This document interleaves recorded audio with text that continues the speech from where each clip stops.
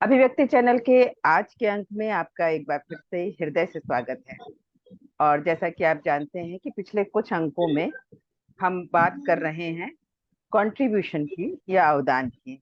अब इतने अंकों के बाद तो आप समझ ही गए होंगे कि कंट्रीब्यूशन क्या है सही अर्थों में, क्योंकि हमारे जो विद्वान जिन्हें हम हमेशा आमंत्रित करते हैं उन्होंने बहुत ही रोचक और सहज सरल तरीके से हमें ये समझाया कि एक्चुअली कंट्रीब्यूशन क्या होता है।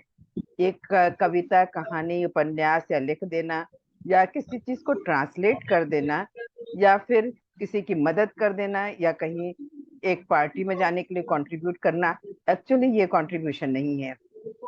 जब आप पिछला अंक सुन रहे होंगे तो एक चीज जो मुझे भी बड़ी स्ट्राइक करी थी, और मैंने उनसे कहा भी था आखिरी में जब हम उसको कंक्लूड कर रहे थे, तो उन्होंने कहा था ये बात हम अगले अंक में बताएंगे।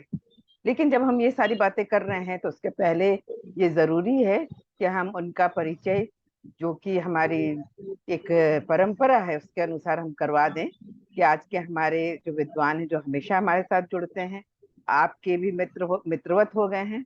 तो चलिए उनका सबसे पहले अभिवादन करें, अभिनंदन करें। तो वे हैं काशी के बहुतत्ववेत्ता डॉक्टर गौतम चटर्जी। डॉक्टर गौतम चटर्जी, आपका इस अंक में एक बार फिर मेरी ओर से और मेरे सभी दर्शक मित्रों की ओर से आपका स्वागत है। आनंद आनंद। देखिए, पिछले अंक में जब आप बता रहे थे और आपने उस अंक में हमें बताया कि अपने किताब का भी रेफरेंस दिया, जब आप कॉन्शियसनेस के बारे में बता रहे थे कि किस तरीके से जो है हम को कॉन्शियसनेस को आपने समझाया, मतलब कि किस तरीके से बाहर के मेटाफर्स हमको यूज करने पड़ते हैं इनसाइड, अंदर जो हमारा कॉन्शियसनेस है उसको जानने के लिए या समझने के लिए। तो एक चीज हम सभी जानते हैं कि हमारी 5 इंद्रियां होती हैं, लेकिन आपने उसमें बोला कि 10 होती हैं। मैंने जब आपसे आग्रह किया एपिसोड के अंत में कि आपने ये तो बताया ही नहीं कि वो 10 इंद्रियां क्या हैं, तो आपने कहा कि नहीं, जिस तरीके से सिलसिलेवार हम बताते हैं, जो चीज जहां बतानी होती है वही हम बताते हैं। तो हम चाहेंगे कि अगर वो आज कंटिन्यू हो पाए, वो सिलसिला शुरू हो सके जिसमें कि आप उस 10 इंद्रियों के बारे में भी बताएं, तो हमें भी बहुत अच्छा लगेगा और हमारे दर्शक मित्रों को भी बहुत अच्छा लगेगा। मैंने आपको वो मेरी बातचीत का पोर्शन काफी अपील किया कि इंद्रियां सिर्फ 5 नहीं होती, हालांकि इंद्रियां तो काफी होती है, ज्ञान इंद्रियां 5 है। जी। तो आपने कहा ना कि इंद्रियां 5 नहीं होती, 10 होती। इंद्रियां तो बहुत सारी होती है हमारे शरीर में, लेकिन ज्ञान इंद्रियां 5 होती है। मैंने ज्ञान को पहचानने जाने की इंद्रियां है, ज्ञान प्राप्त करने की इंद्रियां 5 होती है, जिसको अंग्रेजी में कहा गया सेंस ऑर्गन्स। और वो बचपन से ही बताया जाता है कि क्या क्या है जो बाहर भी दिखता है, आँख कान आदि, है ना। तो टेस्ट है, उसके लिए हम लोग रसगुल्ला खाते हैं, गुलाब जामुन खाते हैं, तो टेस्ट है, नाक है, कान आँख हो गया, है ना। तो ये तो ज्ञानेंद्रियां दिखती है हम लोग को, नहीं दिखती है ऐसा कोई चीज नहीं है। ये 5 ज्ञानेंद्रियां बचपन से लोग पढ़ते आ रहे हैं। तो अब ये है कि खुद से भी कभी कभी सोचना चाहिए, जैसे कि हमें जो बताया गया बचपन में कि 5 ज्ञानेंद्रियां होती हैं, तो मैंने सोचा कि ज्ञान के लिए इंद्रिया है ना, अभी तो ज्ञानेंद्रिय कहा गया है 5। तो ये जो इंद्रियां हैं 5, इससे हम वो ज्ञान प्राप्त करते हैं जो बाहर है। ठीक है।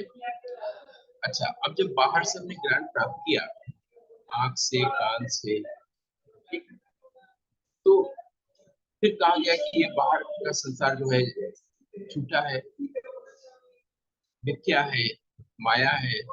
ज्ञान हमारे भीतर है, सत्य हमारे भीतर है, ब्रह्म हमारे भीतर है, आत्मा हमारे भीतर है। तो फिर जब ये ज्ञान प्राप्त करने पर ये ज्ञान असत्य निकला, तो फिर वो इंद्रियों का क्या मतलब हो गया, है ना। यानी बचपन से जब हम लोग को पढ़ाया गया कि 5 ज्ञानेंद्रियां और ये वृद्धावस्था तक जाते हैं, तमाम बड़े बड़े स्वामी जी, योगी बाबा सभी लोग यही बात बोलते हैं, 5 ज्ञानेंद्रियां, ठीक बात। लेकिन मुझे नहीं समझ में आई,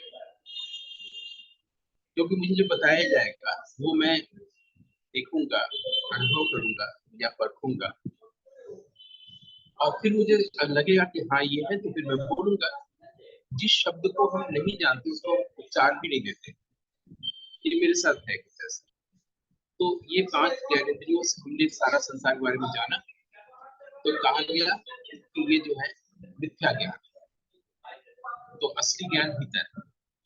अब असली ज्ञान इसलिए बोलना पड़ा कि किसको भी हम ज्ञान बोल रहे हैं, बाहरी ज्ञान को, अर्जित ज्ञान।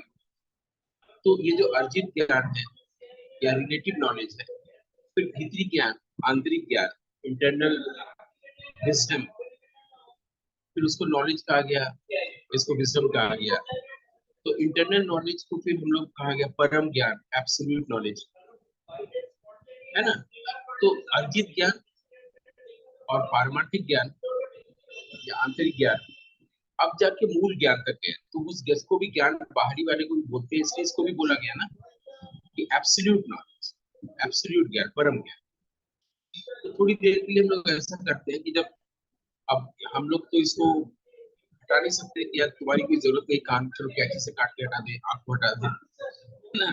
तो हम लोग थोड़ी देर के लिए ज्ञान शब्द को ऐसा कर लेते हैं, बाहरी और भीतरी मिला के ज्ञान का विस्तार करते हैं, शब्द का, ज्ञान शब्द का जो अर्थ बोध है उसका विस्तार कर देते हैं। चलो बाहर को भी ले लेते हैं, तो भी दुखी मत होना, भीतर को भी ले लेते हैं, ठीक है।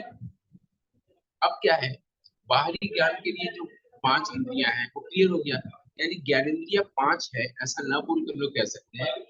बाहर के बारे में, बाहर की जो दुनिया है उसका संज्ञान लेने के लिए, उसके ज्ञान के लिए 5 इंद्रियां।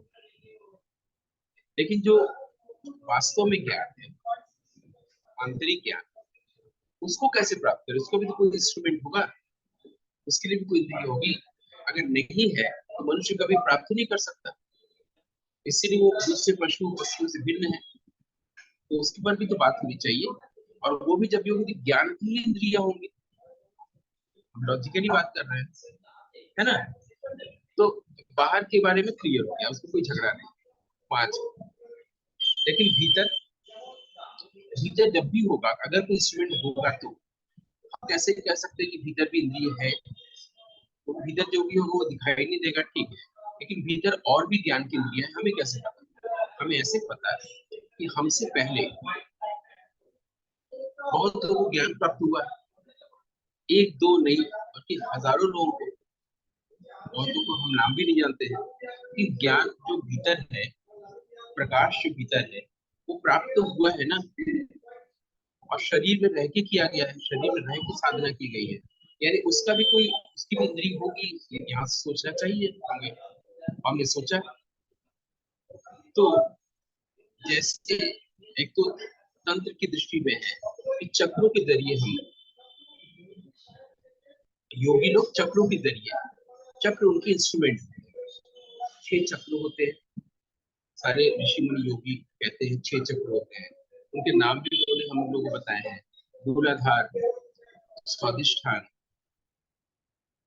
ठीक है, मणिपुर, अनाहत चक्र, फिर विशुद्धि चक्र, आज्ञा चक्र, 6 चक्र। मूलाधार, फिर है आपका स्वादिष्ठान चक्र, फिर है आपका अनाहत चक्र, सबसे पहले मूलाधार, फिर स्वादिष्ठान चक्र, फिर नाभि के पास आया तो मणिपुर चक्र, फिर हृदय के पास आया तो अनाहत चक्र, फिर गले में आया विशुद्धि चक्र, आगे आया आज्ञा चक्र, 6 चक्र। इन 6 चक्रों के यात्रा से हम लोग एकदम शक्ति जो है, कुंडलिनी की तरह से जो है वो जागृत होकर शिव से मिलती है। सहस्रार, 100, 1000, सहस्र मतलब यहाँ पर 1000, है ना। वो गलत शब्द का प्रयोग हो जाता है कि सहस्राब्दी का महानायक, 1000 साल का नायक नहीं, वो 100 साल बताने को में बताने में उन लोगों ने सोचा 100 बताने के लिए सहस्र ही होगा संस्कृत में, तो हमको सहस्राब्दी लिखेंगे तो लोगों को अच्छा लगेगा। सहस्र का मतलब होता है 1000, 1000 साल का कोई महानायक नहीं, वो गलत शब्द का प्रयोग है ना। शताब्दी है, शती है, सहस्राब्दी, सहस्र मैंने हजार, 8 सहस्र रुपए यानी 8,000 रुपए। ठीक है, तो ये सहस्र कमल दल वहां कहा गया है। ये तंत्र की भाषा जिसका इस्तेमाल आधुनिक समय में मतलब 600 साल में कबीर गोरख जैसे लोगों ने ज्यादा किया है। उन्होंने इस भाषा में ही सारी बातें की। ठीक है, लेकिन ये जो जो एक एक चक्र है उसमें जो बताया गया कि कई इस चक्र में इतनी कमल की पंखुड़ियां हैं, उसमें ये वर्ण लिखे हुए हैं, अक्षर।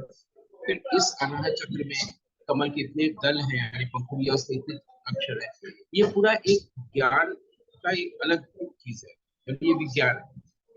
भारत में विज्ञान का मतलब वो नहीं होता जो इंग्लिश में साइंस को लेते हैं। विज्ञान का मतलब विविध ज्ञान या विशेष ज्ञान, ये विज्ञान। तो वो विशेष ज्ञान के लिए हमें पूरा जीवन देना पड़ता है कि ये तंत्र क्या होता है, चक्र क्या होता है, कमल दल क्या होते हैं आदि आदि। उसको भी हम लोग कुछ एपिसोड में कवर कर सकते हैं, लेकिन अभी भी हम लोग ठीक से नहीं समझ पाए कि ये इंस्ट्रूमेंट कैसे है ज्ञान। तो हम लोग आ जाते हैं अपने 20वीं शताब्दी की शताब्दी के भाषण में। वो ये है कि बाहर की चीजें जैसे हम लोग जानते हैं, पांचों ज्ञानेंद्रियों को जैसे हम जानते हैं, वैसे ही भीतर जो भी लोगों को दिखाई नहीं देगा। ऐसे हम दो शब्द ले सकते उदाहरण के तौर पर, एक है माइंड और एक है फीलिंग। तो मैं एक वाक्य बोलना चाहता हूँ, जैसे माइंड दिखाई नहीं देता है वैसे ही इस वाक्य के पहले थोड़ा समझ लें कि जो माइंड शब्द का प्रयोग कर रहे हैं, माइंड अंग्रेजी का शब्द, माइंड अंग्रेजी का शब्द है। उसके लिए हम लोग हिंदी में मन बनाएंगे। तो माइंड और फीलिंग आप देखिएगा, इन दो शब्दों का प्रयोग हर कोई कर रहा है, जब तब करता है, कोई भी करता है ना। माइंड और फीलिंग, मन और महसूस करना। ठीक है, ये दो शब्दों का सब लोग प्रयोग करते हैं। तो मैंने अभी एक वाक्य बनाने बनाने गया हूँ, पूरा नहीं बनाया कि जैसे माइंड दिखता नहीं है वैसे फीलिंग दिखती नहीं है ना, जैसे हवा नहीं। लेकिन माइंड में मुझे ये भी कहना है कि माइंड मेरे लिए होती भी नहीं, फीलिंग तो होती है, माइंड एग्जिस्ट नहीं करता। क्योंकि जब ये माइंड शब्द का प्रयोग आया बचपन से, मैंने जब शब्द को सुना मैं भी बोलने लगा मन या माइंड। फिर मैंने ढूंढा क्योंकि मैं इस शब्द का प्रयोग तभी करूंगा जब मेरे पास समझ होगी। समझ के लिए मैं जब ढूंढना चाहता मुझे मिला ही नहीं, किसको एक किस एक चीज चीज को हम, माइंड कहते एक एक बात के लिए हम आपको टोक रहे हैं। आमतौर पे माइंड का मतलब जो हमारी परंपरा में है, या किसी से भी कहिए तो माइंड का मतलब वो दिमाग कहेंगे, कि माइंड हैं। मतलब अच्छा, दिमाग, दिमाग।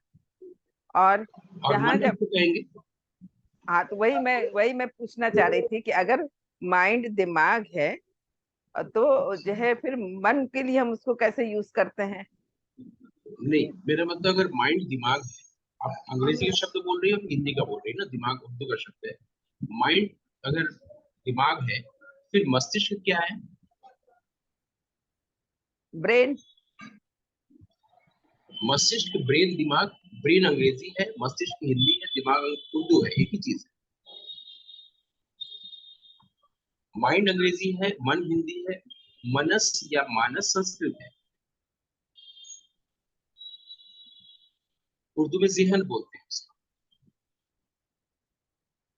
तो मस्तिष्क, दिमाग, ब्रेन एक चीज हो गया, माइंड, मन, जिहन एक चीज हो गया। ये तो पहले तो ये तो अनुवाद के शब्द। लेकिन किस चीज को बोल रहे हैं मन, किस चीज को बोल रहे हैं माइंड? सभी लोग बोलते हैं, लेकिन मैं अभी माइंड की बात कर रहा हूँ कि माइंड और फीलिंग दो शब्द लिए। और माइंड शब्द भी मैंने इसलिए बोला कि जैसे माइंड दिखता नहीं है वैसी फीलिंग दिखती नहीं है। आप माइंड पर आ रहे हैं कि माइंड दिखता नहीं है, मेरे लिए वो होता भी नहीं है, एग्जिस्ट भी नहीं करता। तो मैंने जब लोगों को सुना माइंड बोलते हुए इस पृथ्वी में, संसार में, जब ये स्पीकर आया, वक्ता आया, तो उसे सुना। लेकिन उसके साथ ये है कि वो तभी उसका प्रयोग करेगा शब्द का जब उसको देख लेगा, जांच परख लेगा। माइंड ढूंढा हमने तो नहीं मिला, इससे नहीं वो दिखता नहीं। हमने पिछले में कहा था ईश्वर दिखता नहीं, इसका मतलब नहीं कि वो नहीं होता, इसका लोप हो गया है। अदर्शनम लोप, पाणिनि का मैंने कहा था। तो उस अर्थ में नहीं बोल रहे हैं, दिखता नहीं इसका मतलब नहीं होता। मैंने खोजा तो नहीं है, जिसको माइंड कहते हैं लोग, मेरे अलावा माइंड या मन, वो है रिस्पॉन्स ऑफ मेमोरी। तो आंख से हमने जो देखा, इस परिवेश को, कानों से जो सुना, उस पर मेमोरी का जो रिस्पॉन्स होता है उसको लोग माइंड और मन कहते हैं। हम धीरे धीरे शो करते जा रहे हैं कि कैसे हम कह रहे हैं कि नहीं होता है। तो उस पर गौर करते जाइए, आप देखते भी जाइए। हमने कानों में किसी के बारे में सुना कि इसका निधन हो गया है या कुछ हो गया है, तो या हमने सुना कि वहां पर एक पार्क है, तो पार्क से संबंधित जितने भी हमारी स्मृति में इमेजेस है, वो तुरंत कॉरस्पॉन्डिंग थॉट्स आने लगे मेमोरी, है ना। आंख से हमने परिवेश देखा, मुझे याद है, अरे किसी के घर गए, पर्दा देखा, ऐसा पर्दा तो हमारे पास भी मेमोरी से आया ना। तो मेमोरी के रिस्पॉन्स को हम लोग माइंड कहते हैं या मन कहते हैं, जबकि वो होता ही नहीं है। मेमोरी होता है हमारे ब्रेन में, बहुत कुछ है ब्रेन में। पीछे की ओर ब्रेन और हमारा जो स्पाइनल कॉर्ड है, जिसको सब लोग जानते हैं इसलिए ऐसे शब्दों का प्रयोग करते हैं, ब्रेन और स्पाइनल कॉर्ड को जोड़ने वाली एक चीज है, जिसका एक टेक्निकल टर्म है ब्रेन साइंस में, मेडुला ऑब्लोंगाटा। वो ब्रेन स्टेम और स्पाइनल कॉर्ड को जोड़ती है। ब्रेन में के पीछे वाले पूरे हिस्से में ब्रेन को भी तीन भागों में बांटा गया है, फोर ब्रेन, मिड ब्रेन और हिंड ब्रेन। जैसे हमने एक बार कही थी फोर टेस्ट की बात, प्रारंभिक स्वाद, जब कोई झलक मिलती है लाइट की, कोई चीज फ्लैश करता है तो उसको फोर टेस्ट कहते हैं। उसी तरीके से फोर ब्रेन, एक बड़ा हिस्सा होता है, इसमें कॉर्टेक्स होता है, न्यू कॉर्टेक्स होता है, थैलेमस होता है, हाइपोथैलेमस होता है, और फिर दो चीज होते हैं, एक होता है कि हिपोकैम्पस, और होता है एमिगडाला। हिपोकैम्पस का मतलब होता है ब्रेन में स्टोरेज। जो भी ब्रेन का एक ही काम है, सिर्फ रजिस्टर करना, जो भी घटनाएं घटे रजिस्टर करना, बस याद रखना भी नहीं। तो उसमें जो हिपोकैम्पस वो स्टोरेज है मेमोरी। तो जब हमारी जो पांच ज्ञान इंद्रिय, जिसको पढ़ाया जाता है, रटवाया जाता है बाहरी दुनिया के लिए, उसमें से आंख और कान जो कुछ भी देखता है, सुनता है, उसको मेमोरी रिस्पॉन्ड करता है। मेमोरी को रिस्पॉन्ड करने की अच्छी या बुरी आदत इतनी ज्यादा है कि जब हम सोने जाते हैं और नींद अभी नहीं आई है, आंख बंद है, कान खुली है, तब भी मेमोरी रिस्पॉन्ड करती रहती है, जिसको हम लोग कहते हैं सोच। क्या कहते हैं ठीक जिसको है, हम लोग कहते हैं? जिसको हम लोग कहते हैं कि हम लोग सोच रहे हैं, नींद नहीं आ रही है, अभी नींद आ ही रही है, आंख बंद हो गई है, लाइट बुझ गई है, फिर भी आप सोचते हैं ना। वो सोचना नहीं होता है, मेमोरी का रिस्पॉन्स चल रहा होता है। मेमोरी में जो चीजें हैं सब आ रही होती हैं, मेमोरी को आदत पड़ गई है रिस्पॉन्ड करने की। अभी आंख बंद है, आंख को देख नहीं रहा है, ये ज्ञानेंद्रिय कुछ काम नहीं कर रहा है। आंख एक ज्ञानेंद्रिय है ना, दुनिया में ही बताया गया है पांच ज्ञानेंद्रिय। तो वो जो एक जो है वो अब एक्टिव नहीं है, अब आंख बंद हो गया है। आंख बंद का मतलब तो नींद नहीं होता है, नींद तो भी आएगी ना। वो भी एक सिक्रेशन होता है, जिसकी वजह से हमें नींद आती है। और जब सिक्रेशन के बीच में ये मेमोरी का रिस्पॉन्स होता है, इसको हम कहते हैं सोच रहे हैं, सोचने लगते हैं, तो सिक्रेशन ब्लॉक हो जाता है और नींद नहीं आती है। फिर रात भर नींद नहीं आती है, ये सब गजलों के लाइन और शेर के लाइन बनते हैं, हम ही नहीं आने देते हैं। और आधी रात भर जागता है, फिर जागने की इतनी आदत हो जाती है, सोता नहीं, तो इंसोम्निया रोग, डिसऑर्डर आ जाता है ना। तो हम लोग बहुत सीधे सरल ढंग से चलते हैं कि हम जिसे कह रहे हैं कि हम सोचते हैं, हम जिसे कहते हैं कि मन है, वो दरअसल मेमोरी का रिस्पॉन्स होता है। मेमोरी के स्टोरेज कहाँ होता है? हिपोकैम्पस। हिपोकैम्पस कहाँ होता है? थैलेमस के बगल में होता है, ठीक है। और वहीं पर एक और छोटा सा बादाम के साइज का एलिमेंट जिसको बोलते हैं, एक और चीज होता है, उसको कहते हैं एमिगडाला। ये सब चूंकि साइंटिस्ट ने निकाल दिया, हम लोग को समझा दी चीजें है, इसमें कोई डाउट की बात नहीं है। ये सब फिजियोलॉजी में, बायोलॉजी में ये बताया जाता है, पढ़ाया जाता है, दुनिया इसमें काफी आगे बढ़ चुकी है। उसका नाम है एमिगडाला, AMYGDALA। एमिगडाला का मतलब है इमोशन का। अब मान लीजिए कि मैं अपने घर से आया हूँ स्टूडियो में। अब स्टूडियो से मैं अपने ही घर में पहुंचू, पड़ोसी के घर में ना पहुंचू, ये जो कॉग्निशन वाली बात है या रिकॉग्नाइज करना, ये काम हिपोकैम्पस का है। इसलिए हम अपने ही घर में लौटते हैं वो मेमोरी के कारण। और सलाद का टेस्ट कैसा है वो एमिगडाला से जानते हैं कि अच्छा है या बुरा है। तो ब्रेन में दो चीजें अभी थोड़ा थोड़ा हम लोग जानते हैं। हिपोकैम्पस से हम लोग को पहचान होती है कि अच्छा ये मेनका जी ही है और ये एलिजाबेथ नहीं है। और एमिगडाला से क्या होता है कि हम लोग मिर्ची के अचार और रसगुल्ले के रस में फर्क कर सकते हैं, टेस्ट क्लियर हो गया। ठीक है। अब क्या होता है कि मैंने कहा कि माइंड कोई जगह नहीं मुझे मिली नहीं, इसे माइंड शब्द का प्रयोग हम कभी करते नहीं, होती ही नहीं। ठीक है, मेमोरी होती है। मेमोरी में अतीत होता है। मेमोरी जब भी होगी पास्ट की होगी, तो वहाँ पे टाइम होगा, जिसकी वजह से हम लोग को लगता है कि पास्ट प्रेजेंट फ्यूचर। ठीक है। और उसको सोचते हैं, इसीलिए उसको माइंड कहते हैं। Mind, thought, time, present, past, future का एग्जिस्टेंस, ये सब माइंड के कारण है। जब माइंड ही नहीं एग्जिस्ट नहीं कर रहा है, वो भी एग्जिस्ट कर रहा है। ठीक है। और हम लोग ये देखते हैं कि हम लोग के शरीर में कोई चीज होती है, मान लीजिए यहाँ पर दर्द कर रहा है, कोई चीज हम लोग लोग कर रहे हैं, ये माइंड के कारण हम जान पाते हैं। जब माइंड एग्जिस्ट नहीं करता तो बॉडी भी एग्जिस्ट नहीं करता, ये आगे देखते। ठीक है। जब कोई सोचते हैं तो शरीर ठंड लगेगा। तो अब हम उस वाक्य पे आते हैं जो हम बना रहे थे कि फीलिंग एक चीज होती है, वो उसी तरह नहीं दिखती जैसे कि माइंड है। अब फिर उन्होंने देखा माइंड होता ही नहीं, इससे दिखता, लेकिन फीलिंग होती है। और फीलिंग का भी शब्द का लोग उसी तरह यूज करते हैं जैसे मन या माइंड।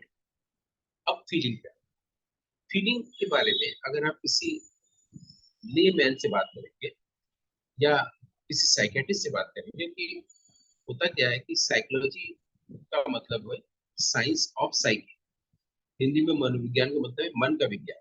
तो यह मन होता ही नहीं है जिसकी उसकी बात नहीं करें, मनोविज्ञान जैसी कोई चीज होती है। अब रह गया फीलिंग। लेकिन अगर आप किसी साइकेट्रिस्ट साइकोलॉजिस्ट से बात करेंगे या ब्रेन साइंटिस्ट से बात करेंगे या लीमैन से बात करेंगे, आप देखिएगा काफी देर तक वो कुछ बता नहीं पाए, जबकि इतना सरल शब्द लग रहा है ना। जैसे आपको मैं बताऊं कि मैं कई बंगाली बांग्ला भाषी लोगों से पूछता हूँ कि जिस चीज को अंग्रेजी में चैलेंज कहते हैं, हिंदी में चुनौती कहते हैं, इसलिए बांग्ला शब्द क्या है, उनको लगता है कि तुम जानते ही होंगे। उन्होंने कभी नोटिस नहीं किया है कि बांग्ला के शब्दकोश में, डिक्शनरी में, इसको अभिधान बोलते हैं बांग्ला में, उसमें इसके लिए कोई शब्द ही नहीं बना। बंगला में क्या बोलते उनको हैं? लग कोई शब्द ही नहीं बना इसके लिए। अरे। ये हमने खोजा ढूंढा कि हम अपना ऑब्जर्वेशन बता रहे हैं। तो किसी भी बांग्ला भाषी से पूछा जाता है तो उसको लगता है कि अरे चुनौती चैलेंज, हाँ भाई जानते हैं, उसको लगता है कि बहुत इजी चीज है। वैसे आप किसी से भी पूछिए फीलिंग क्या है वो नहीं बता, लेकिन वो उसका यूज बहुत करता है। एक साइकोलॉजिस्ट भी नहीं बता पाएगा और एक लेमैन भी नहीं बता। उससे बोलिए कि तब आप उसको हेल्प करिए, आपको खुशी होती है, आप जब खुश होते हैं खुशी महसूस होती है, बोलेगा हाँ फीलिंग है। आप जब दुखी होते हैं दुख महसूस होता है, दुख की फीलिंग होती है, बोलेगा हाँ। गर्मी महसूस हो रही है, गर्मी की फीलिंग, ठंड की फीलिंग, बोलेगा हाँ। हम क्या, अगर मान लीजिए दुख भी नहीं इस वक्त आपके पास, नॉर्मल बैठे हुए हैं, खुशी भी नहीं है और गर्मी भी नहीं लग रही, ठंड भी नहीं लग रही, तो अभी आप क्या फील कर रहे हैं, नहीं बता पाएंगे। फीलिंग किसे कहते हैं, आप खुद भी अभी सोच के देख लीजिए कि क्या फील करते हैं, फीलिंग क्या होती सही बात है। है ना। तो फीलिंग शब्द की तरफ मेरा ध्यान गया। फीलिंग होती है, दिखती नहीं है, लेकिन लोग फीलिंग को भी नहीं समझते हैं। माइंड का प्रसंग खत्म हो चुका है।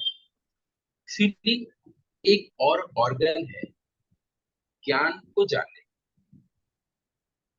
कैसे आगे बताया जाए। ये हम अभी वो जो पांच ज्ञानेंद्रियां हैं जो निरर्थक हो गई, जो परम ज्ञान की तरफ नहीं ले जा रही, तो बाहर से भीतर की ओर मुड़ना है। हम वेद, उपनिषद, रामकृष्ण परमहंस, कबीर और इन सब की तरफ की बात अगर मान लेते हैं, ज्ञान भीतर है, तो बाहर का संसार ज्ञान तो खत्म हो गया। तो ज्ञानेंद्रियों का मतलब अब नहीं रह गया पांच जो पढ़ाया जाता है। जैसे किसी ने अगर मार्क्स पाना हो वो 5 लिखेगा तो उसको फुल मार्क्स मिलेंगे, मैं 10 लिखूंगा तो मुझे फेल कर दिया जाएगा। लेकिन कभी भी ये शिक्षक सोचेगा नहीं तो इस 5 ज्ञानेंद्रियों की मतलब ही नहीं है ज्ञान प्राप्त करना। जो बुद्ध को प्राप्त हुआ है, जो वैदिक ऋषि को प्राप्त हुआ है, जो किसी को मनुष्य जीवन मिला ही इसलिए ज्ञान प्राप्त करते हैं। ज्ञान के लिए फिर इंस्ट्रूमेंट क्या है? तो पहला इंस्ट्रूमेंट हुआ, या 5 के बाद में 6 हुआ, फीलिंग, अनुभूति। माइंड नहीं है। लोगों को लगता है कि ये जो आंख जो चीज दे रही है, कान जो चीज दे रहा है, उसको मन अगर नहीं हो तो आपको उसको समझ में नहीं आएगा। वो मन नहीं है, वो रिस्पॉन्स ऑफ मेमोरी। इसको आप कभी भी सोच के विचार करके देखिए। अब जो आया फीलिंग, फीलिंग के लिए आपको मजबूर होना पड़ेगा कि अन इंद्रियों की तरफ भी, जैसे 5 इंद्रियां हमेशा वर्तमान में क्रियाशील होती है, प्रेजेंट मोमेंट में। फीलिंग प्रेजेंट मोमेंट में ही पॉसिबल। मेमोरी काम करता है पास्ट, थॉट पास्ट। लेकिन आपको अगर फील करना होगा तो आपको प्रेजेंट मोमेंट में आना ही पड़ेगा। आप अगर पीछे जाएंगे कि चलो मैं पीछे गौतम जी की बात को गलत करके दिखा दूं, मैं पीछे जाऊंगा 17 साल पहले, 19 साल पहले, मेमोरी में जाएंगे। उसमें मेमोरी में इमेज से जुड़ा हुआ जो इमोशन है वो आएगा। लेकिन तब भी फील अभी करेंगे ना। तो फीलिंग एक इंद्रिय, भीतरी जगत, आंतरिक जगत, या ज्ञान या प्रकाश या आत्मा या ब्रह्म या ईश्वर को जानना, या ज्ञान को जानने का ज्ञानेंद्रिय हुई। ठीक है। उसके बाद कुछ आई से बने हुए अंग्रेजी के शब्द है, जैसे है इंट्यूशन, है ना। इंट्यूशन जिसको कहा जाता है अतीन्द्रिय क्षमता का। अतीन्द्रिय वो भी इंद्रिय शब्द है, वो भी ज्ञानेंद्रिय है, सेंस ऑर्गन ही है, सेक्स ऑर्गन नहीं है, है ना। सेंस ऑर्गन हम हम इंट्यूट करते हैं, हम इंट्यूशन होता है। पशु पक्षियों में इंस्टिंक्ट होता है, मनुष्य में इंट्यूशन होता है, किसी में कम किसी में ज्यादा। हमें लगा कि ऐसा किया जाए, बाद में सही निकला, हमेशा सही निकलता है। हम रोज इस रास्ते से जाते हैं, चलो आज किस रास्ते से जाते हैं, तो बाद में सवेरे पता लगता है जिस रास्ते से नहीं गए वहां सब कुछ मर्डर हुआ था, रास्ता ब्लॉक था, कुछ किया था। यानी ये सही हुआ, लगा और चले गए। पूर्वाग्रह वही लॉजिकली हुआ नहीं ना, समझा।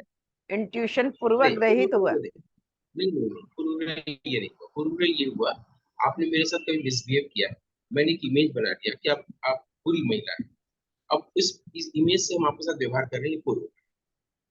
आपने मेरा कभी उपकार किया, मैंने इमेज बना दिया आप एक भली महिला है।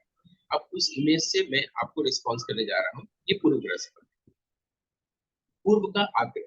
पूर्व सारे शब्द एकदम क्लियर करके चलना चाहिए। इंट्यूशन माने अतीन्द्रिय क्षमता, जो इंद्रिय नहीं जान पाया, इस सड़क से न जाए, इस सड़क में जाए, लगा और हम चले गए। ऐसे ही पशु पक्षियों को करते हैं। उतनी सारी डालियों में एक चिड़िया बैठी होती है, वो उड़ती है, उसको कैसे पता कि किसी भी नींबू के पेड़ में इसके भीतर से उड़ रहे हैं, कोई कांटा उसको नहीं लगा, किसी पत्ती से कोई चीज टच नहीं करती वो चिड़िया। जबकि पेड़ों के भीतर से उड़ के जाती है, बिना किसी को टच किए आराम से उड़ के वहां चलेगी। उसको कैसे लगा उड़ के जाएंगे तो वहीं तक पहुंचेंगे। ये तो अगर नेशनल ज्योग्राफी के इसमें देखा जाए कि पशु पक्षी दुनिया में इतने चमत्कार होते रहते हैं, वो लोग कैसे करते हैं। इंसेक्ट्स की दुनिया में वो इंस्टिंक्ट से करते हैं। उनको कैसे पता? जैसे मैंने बहुत बार कोशिश की थी, गाय को मैं कुछ मटन या चिकन दूं, तो गलती से खा ले, हो सकता है उसको टेस्ट मिल जाएगा। तो गाय जो है मुंह घुमा लेती है। कुत्ते को कई बार मैंने हरी साग सब्जी ये सब दी, मुंह घुमा लिया, हम शायद गलती से खा ले, तो वो खाएगा ही नहीं, वो खाएगी ही नहीं कि कैसे, पेट कैसे, सब चीज में इंस्टिंक्ट काम करता है। मनुष्य में वही इंट्यूशन, उसको लगता है ये करना चाहिए और वो नहीं। जब वो लगता है कि विरोध में जाके कुछ सोचता है, सोच के करता है, माइंड पे इस्तेमाल करता है थॉट, तो वही गलत होता है। और उसको इंट्यूशन पहले ही बताता है ऐसा करे ऐसा नहीं, हमेशा उसको गाइड करता है। ये एक इंद्रिय है इंट्यूशन, भीतर जो दिखता नहीं है, जो ज्ञान की तरफ नहीं है ना। ये 5 ज्ञान इंद्रियों से ऊपर अति इंद्रिय का अर्थ है इसमें।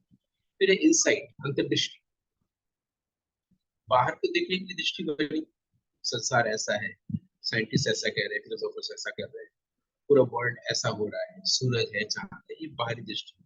बाहरी दृष्टि, अंतर्दृष्टि, जो भीतर क्यों ले जा रही है। इंसाइट, वो एक ऑर्गन है, सेंस ऑर्गन, ठीक है। फिर आता है इमेजिनेशन। इमेजिनेशन सबको नहीं कर पाता है। इमेजिनेशन करने में वो थिंक करने लगता है, सोचने लगता है, उसको सोचता है कि इमेजिन कर। जैसे मान लीजिए कि मैं अगर कहूँ कि इस प्रोग्राम में अभी कितना और समय बचा है पूछे, या इस प्रोग्राम के बाद मुझे एक और काम करना है, तो ये थॉट हुआ। लेकिन अगर मेरी आंखों से बहुत सारी तितलियां निकल रही है, या मेरे कंधे पर बहुत सारे कॉकरोचेस बैठे, तो इमेजिनेशन में कल्पना है, बहुत सरल सी चीज है। इमेजिनेशन भी हमें हेल्प करता है, एक इंद्रिय है जो हमें अंतर जगत या ज्ञान की तरफ ले जाती है, ठीक है। कुल कितने हुए, मुझे लगता है एक रह गया हो, 5 के अलावा 6 7 8 9 हो गया। और समय कितना रह गया है, तो मैं उतने ही संक्षेप में, समय हमारे पास है 3 मिनट। 1 मिनट में अंतिम वाला बता दो। 10वीं ज्ञानेंद्रिय वो है जो हमने बात की थी कि हिप्पोकैम्पस और एमिगडाला, ये हमारे सर्वाइवल के लिए बहुत काम करता है। हम सर्वाइव कैसे, डेंजर देखते हैं ना, तो उसमें वो हेल्प करती है। इसको लिम्बिक सिस्टम बोलते हैं, लिम्ब बोलते हैं। तो सेंट्रल नर्वस सिस्टम के साथ जो ये चलता है लिम्ब, जिसको कि हमारे थैलेमस के बगल में चीजें होती हैं। जैसे मान लीजिए उदाहरण के तौर पर कि अगर कोई चीज सामने से कोई रॉड आए और सिर्फ खट से करते हैं, उसमें टाइम नहीं होता। या मान लीजिए कि हमारी आंख के रेटिना सफेद वाली हिस्से से हमने सोचा कि शैडो है, शायद सांप है। अब वो हमारे आंख में जो ऑप्टिकल नर्व है उसमें केमिकल सिग्नल्स होते हैं, है ना। हमारे ब्रेन तो न्यूरॉन्स और नर्व से बना हुआ है, एक केमिकल सिग्नल के थ्रू वो हमारे ब्लड के थ्रू ब्रेन तक पहुंचा। ब्रेन मेमोरी में डिबेट करेगा कि फाइट करे कि फ्लाइट करे, तब तो सांप काट लेगा ना। लेकिन उससे पहले आपको क्विक आपका जो रिस्पॉन्स होता है, जिसको हम लोग रिफ्लेक्स एक्शन कहते हैं, वो लिम्बिक सिस्टम का काम होता है। वो लिम्स में हेल्प करते हैं हमारे सर्वाइवल के लिए। उसमें एक शब्द ये भी है कि होम ऑस्टेसिस। होम ऑस्टेसिस का मतलब है टेम्परेचर डिफरेंस में होम ऑस्टेसिस। ये हमारे शरीर को इक्विलिब्रियम रखता है, गर्मी से ठंड और ठंड में हमें बचाता रहता है। हमारे हम ऐसे परिवेश में गए हैं जिस परिवेश में इस शरीर को कैसे बचाएं, ब्रेन उसमें भी हेल्प करता है। ये लिम्स के कारण लिम्बिक सिस्टम है, लिम्बिक इंटेलिजेंस है। और वो भी काफी डिटेल में भी इसको जाना जा सकता है। इसको हम लोग ड्रामा एक्टिंग में भी काफी यूज करते हैं चीज को। ये जो लिम्बिक सिस्टम का रिस्पॉन्स है, रिफ्लेक्स एक्शन, ये हमारी 10वीं इंद्रिय है जो हमें भीतर के ज्ञान को। तो वास्तविक ये 5 जो ज्ञान इंद्रियां हैं जिससे हम ज्ञान प्राप्त करते हैं, बोध होता है। और 5 वो है जो हमें बाहरी दुनिया की ज्ञान देती है। इस तरह से 10 ज्ञान इंद्रिय। वाह, बहुत सुंदर। मतलब फीलिंग, इंसाइट, इमेजिनेशन, और इंट्यूशन, इंट्यूशन, और लिमिक, क्या, नहीं, जो अंतिम है reflex action. Quick action. Limbic system में रिफ्लेक्स एक्शन बोलिए, फिलहाल रिफ्लेक्स एक्शन सबको जानता है। हाँ, तो ये जो आपने 5 दूसरी ज्ञानेंद्रियां बताई, सचमुच बहुत इंटरेस्टिंग है। और ये हम डे टू डे लाइफ में कहीं ना कहीं इस्तेमाल करते हैं, लेकिन शायद इससे अवेयर नहीं है। ये जो है कंट्रीब्यूशन आपने हम लोग के जीवन में किया, तो ये इस नए कंट्रीब्यूशन के लिए हृदय से आपका धन्यवाद। और आज के अंक में आने के लिए भी आपका बहुत बहुत धन्यवाद। आगे इसी बातों को, कंट्रीब्यूशन की बात को हम आगे बढ़ाएंगे। दर्शकों को हमारा इंतजार जरूर रहेगा। Thank you, Anand.